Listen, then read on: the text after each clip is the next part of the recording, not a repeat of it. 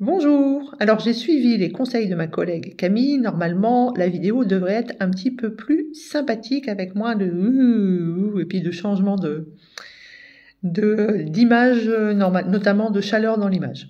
Alors, cette semaine, ça a été une semaine fertilité. Vous savez, chez moi, c'est rigolo, j'ai des semaines à thème, j'adore. Donc cette semaine, c'était plutôt une semaine fertilité, un accompagnement à la fertilité. Moi, je n'aime pas le mot infertilité. Je trouve que déjà, ça pose des jalons qui sont vraiment pas bons. Donc, on parle fertilité dans mon cabinet plutôt. Alors, d'abord, le 31 décembre, ma dernière consultation du 31 décembre, c'est une personne avec qui on parle bébé, justement, où elle me dit, je sais pas, machin, enfin bon, voilà, on parle pas mal bébé, etc. Et on fait ce qu'il faut pour qu'elle ait toutes les informations pour faire un bébé, justement. Et elle m'a appelé il y a 2 jours pour me dire qu'elle était enceinte. Donc ça, c'est déjà un super cadeau dans cette semaine de fertilité. Ça veut dire qu'en peu de temps, puisque c'était finalement il y a 2 mois, un petit peu plus de 2 mois, on est capable de faire un bébé avec juste un rendez-vous naturel où on parle de fertilité. Donc aujourd'hui, puisque ça a été une semaine sur le thème de la fertilité, nous allons parler fertilité. Alors je ne vais pas vous faire une grosse vidéo, je voulais juste vous donner quelques rappels qui sont indispensables. Pour tout le reste, il y avait déjà une vidéo et puis il y aura bientôt une formation complète autour du cycle pour la femme. Je pense d'ici mars à mon avis. Alors, pour faire un bébé, on a besoin d'avoir un monsieur et une madame. Ok ? En tout cas, d'avoir un spermatozoïde qui vient du monsieur et un ovule qui vient d'une madame. Comment on le fait après, tout ça ne me regarde pas, mais l'ovule doit pouvoir choisir son spermatozoïde pour pouvoir se diviser et nous faire un magnifique enfant. Donc, pour ça, on a besoin d'hormones. Les hormones sont œstrogène, progestérone, testostérone, chez l'homme comme chez la femme. Et ces hormones vont arriver à des moments précis dans le cycle. Alors le cycle, je vous rappelle, c'est pas 5 jours de règles. Le cycle, c'est le cycle complet du premier jour des règles jusqu'à ce que les règles arrivent. C'est ça le mot cycle. Et donc, des œstrogènes à un certain moment, la progestérone à un certain moment, un fond de testostérone à un certain moment et une testostérone qui monte un peu à un certain moment, etc., etc. L'idée, c'est certainement pas justement de retenir tout ça et c'est ce que je voulais vous dire aujourd'hui. En fait, ces hormones, elles vont venir si et seulement si l'hypophyse, donc qui est dans notre cerveau limbique, le cerveau limbique, c'est là à l'intérieur et l'hypophyse, c'est cette toute petite glande là qui ressemble à des testicules. L'hypophyse, elle sécrète FSH et LH, on s'en fout de ce que ça veut dire, et ça nous donnera œstrogène, progestérone, etc. Cette FSH et cette LH, elle est donc dans l'hypophyse, sécrétée par l'hypophyse, c'est une stimulating hormone, donc elle va venir faire quelque chose, elle va venir stimuler quelque chose. Surtout, elle est dans le cerveau limbique. Le cerveau limbique, c'est le cerveau à l'intérieur, au milieu. Celui qui est juste au-dessus du cerveau reptilien, c'est le cerveau de notre mémoire, c'est le cerveau de notre boîte noire, le cerveau de notre hippocampe et le cerveau de nos amygdales, donc le cerveau de nos émotions.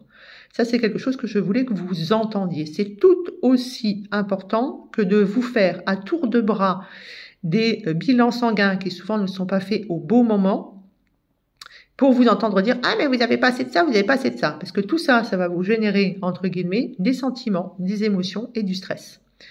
Donc, les œstrogènes, progestérone, testostérone, au-dessus, un patron, un poisson pilote, comme je dis, qui s'appelle l'hypophyse, qui fait FSH, LH, et qui est dans votre zone mémoire, qui est dans votre zone de la gestion des émotions. Ça, c'est hyper important pour moi. Et ce cerveau limbique, lui, il va répondre au grand patron.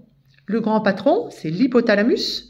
L'hypothalamus qui va, entre guillemets, ouvrir ses portes et jeter la GnRH, gonado-releasing hormone, c'est-à-dire vraiment, il ouvre la porte et il laisse cette hormone qui va aller faire toc-toc à l'hypophyse pour faire FSH-LH. Et ce grand patron, il est dans l'hypothalamus. Et l'hypothalamus, de nouveau, il est où? Il est dans le cerveau central, dans le cerveau limbique, juste un tout petit peu au-dessus de l'hypophyse. L'hypothalamus, il va répondre, entre guillemets, à nos 5 sens. Et vous vous souvenez, moi je dis toujours, on a 8 sens. Donc notre grand patron, celui qui fera qu'on a des hormones ou pas, il dépend de tout ce qui vient de l'extérieur. Donc, à chaque fois que vous allez avoir quelqu'un, « Ah, mais t'es encore pas enceinte, t'as 35 ans, tu te rends compte ?»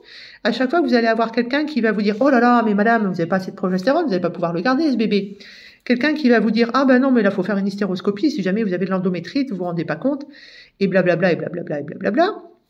Ça peut être les collègues de boulot qui vous mettent la pression, qui vous disent « Oh, mais t'es trop pâle, ou t'es trop maigre, ou t'es trop grosse, etc. etc. » Ça peut être de manière indirecte aussi les parents, etc. etc. Enfin, ça peut être plein de choses. En tout cas, tout ce qui va venir de l'extérieur va nous amener une émotion qui sera gérée justement là où il y a l'hypophyse, c'est-à-dire par les amygdales, par rapport à ce qu'il y a dans notre disque dur qui s'appelle le cerveau limbique, la boîte noire, l'hippocampe. Tout ça pour vous dire que lorsqu'on fait une consultation fertilité dans mon cabinet, bien sûr que si vous avez un bilan sanguin, je vais le regarder. Évidemment, puisque je suis une scientifique. Donc, je regarde votre bilan sanguin et je sais, entre guillemets, ce que ça veut dire. Mais pour moi, le cerveau limbique, l'hypothalamus, l'hypophyse, si on veut que le grand patron et le poisson pilote fassent leur travail correctement, on a besoin de travailler sur le yang, sur tout ce qu'il y a à l'extérieur. Parce que tout ça, ça va induire justement votre manière de vivre. Si vous avez un métabolisme de base qui est trop bas, si vous êtes trop sédentaire, si vous êtes fatigué, si vous êtes le pire du pire du pire du pire, stressé, naturellement, vous ne pourrez pas faire un bébé. Le grand patron ne saura pas comment réagir. Et notamment, puisqu'on parle du stress et que je vous ai fait récemment une vidéo sur le cortisol où justement il y a des problèmes de lumière. Merci beaucoup en tout cas Camille d'avoir pris le temps de m'envoyer un petit message.